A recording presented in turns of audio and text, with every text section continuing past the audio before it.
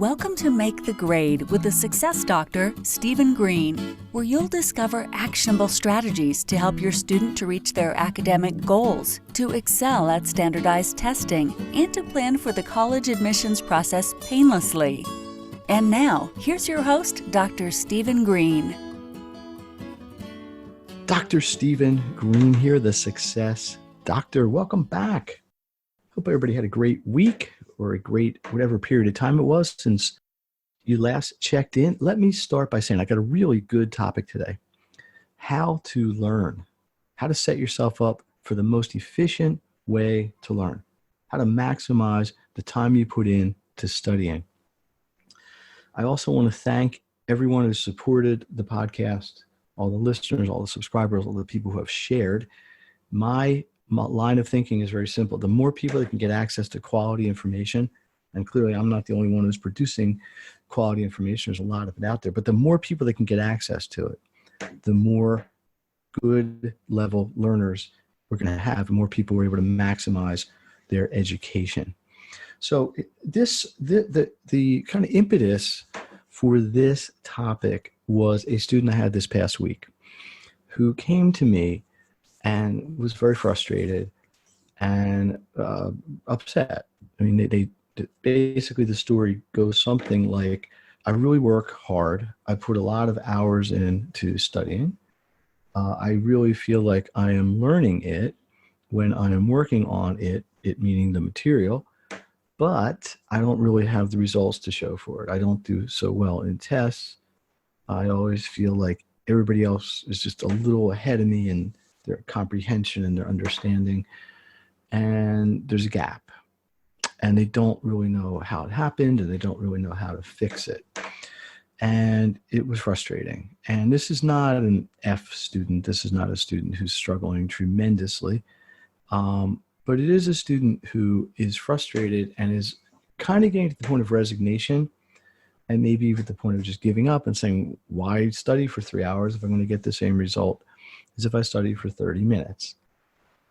So it brought me back, and those of you who are in the education world will be familiar with this, but it brought me back to kind of one of the first things you learn when you go to education school or get into a program to be a teacher, which is something called the Maslow's Hierarchy of Needs pyramid, or just Maslow's Hierarchy of Needs. And there was a person named Maslow who basically came up around the 1940s. I probably could look up the exact year, but the point was that education, his theory essentially, at least the way I remember it, and I believe this is correct, was that education could not be completely separated from a person's behavior and mindset. And he came up with this idea that everybody had 5 levels of need, 4 of them kind of lower order and 1 kind of higher order. And some of these had to do with maturity, and some of them had to do with self-worth. But the point was, the more progressed that people were at each one of these levels, and the more kind of mature they were through each of these levels, the better able they were to learn. So it's a very interesting theory. It's never really been disproven per se. There are counter theories to it and adjunct theories to it and extensions of it. So I just want to talk about it a little bit and how it pertains to what's going on here. So the 5 levels are, the 4 lower ones are physiological, safety, having a feeling of belonging, and self-esteem. And together, these 4 combine, in a sense, to create a sense of self-actualization.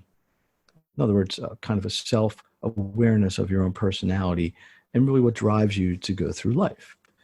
So just very quickly, physiological is kind of what you think it is. It's just the things you need to get by: breathing air, eating food, drinking water, right amount of sleep, anything that contributes to your physical well-being.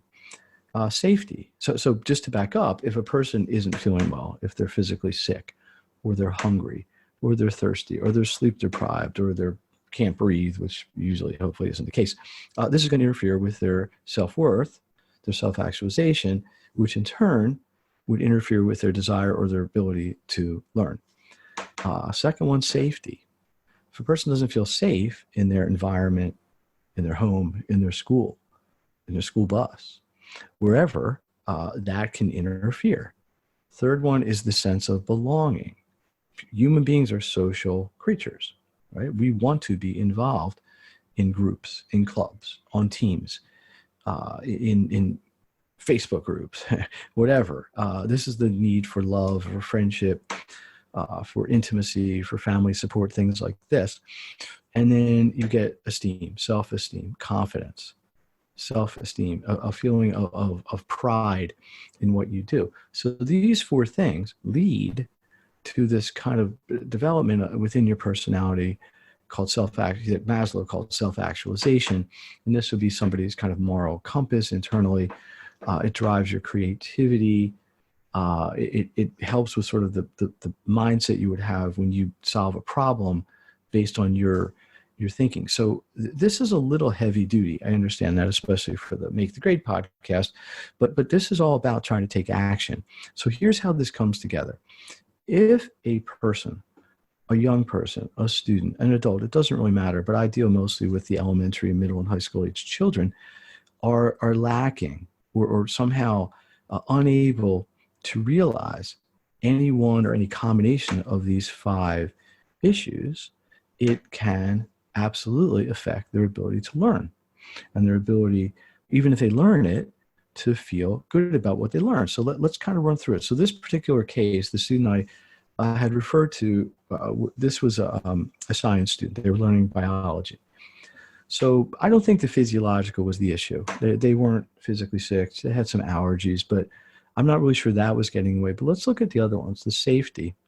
One of the things they voiced to me was that they felt intimidated in the class, not physically, not like somebody was going to come over and physically harm them, but they felt that all the other students or the majority of the other students were better than them or were somehow intimidating in the sense of being able to learn, that they were afraid to ask a question because they thought that the quote unquote smarter students would make fun of them or would think less of them, which leads to a breakdown in the feeling of belongingness. Okay, they didn't feel part of the group, which also affects the self-esteem.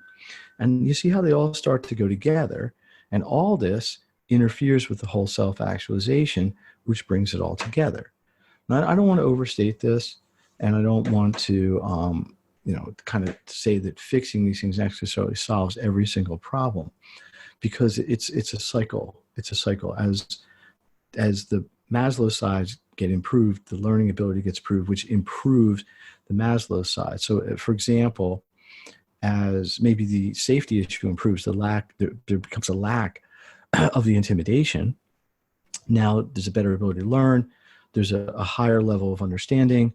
The intimidation decreases. Now there's an even higher level of understanding. The intimidation goes away, and everything's honky-dory.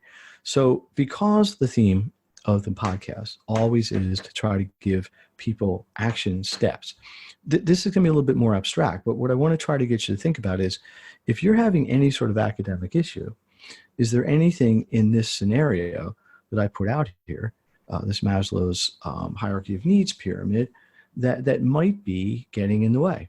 And this doesn't mean you have to go rush to a psychiatrist or a therapist, but what it does mean potentially is you just want to examine these things and see if there's changes that you can make that would improve or would ameliorate these situations. Okay, that's the idea, because the goal always is to maximize your education, to maximize your use of time, to maximize how you process information, and maybe more importantly, how you can use that information later when you have to show how much you know on a test. Okay, so these are the things that we're looking at. So to wrap the story up, so I had a brief discussion with the student about these things, and I said, well, how do you feel in the class? Are you comfortable? Is your chair, comfortable? Well, it's a school desk, she says. It's hard. It hurts my butt. I said, okay, well, it's something to think about. So you have trouble sitting there for 40 minutes. She'd already voiced this intimidation kind of vibe that was going on in the class. She didn't feel like, even when she had to do group work, that other people wanted her in her group because they felt she was going to bring the group down or wasn't going to contribute. And all this led to a lower self-esteem. So now she said, which was very telling, which was actually got me thinking about doing this particular podcast now. She said, you know what, just understanding this, and this was really a very mature thing to say for about a 14-year-old, she said, just understanding this, I'm not going to let them get to me. I'm going to do what I got to do, and I'm going to learn it. And if nobody else is happy with it, that's their problem, and we're going to move on. And that was really very gratifying. So this is all very independent of the curriculum, the class. This could be true with a 5th grader, a 7th grader, a 9th grader, a college student, an adult. But it's really more of a sensitivity to the circumstance. So just to review really quickly, the 5 levels are physiological, safety, feeling of wanting to belong, self-esteem, and then they all kind of bundled together to self-actualization. If you want to discuss this more, please reach out. Please engage. You can email me at sgreene@makethegrade, makethegregrade.net. You can go to makethegrade.net, the website. I would really encourage you to check out the Make the Grade Maximum Education community on Facebook. That's really starting to move through. The resource community, there's actually 2 communities, but check out the resource community. I'll put all the links at the bottom of the podcast in the show notes. And just let me know what you think. Let me know how I can help. I'd also really be interested in hearing feedback of stories or situations where people may have had circumstances like this and how this might be able to help you. Completely, obviously, confidentially, and we go from there. Okay. Yeah, so that is it. Dr. Stephen Green, the Success Doctor. Always appreciate my listeners, my supporters, my subscribers. Please share the podcast if you feel it's valuable. It's a great help to me. And again, it helps more people get the information that can help them to maximize their information. Until next time, have a great week. You've been listening to Make the Grade with the Success Doctor, Stephen Green. If you enjoyed this episode, be sure to subscribe. For more resources and support, please visit makethegrade.net.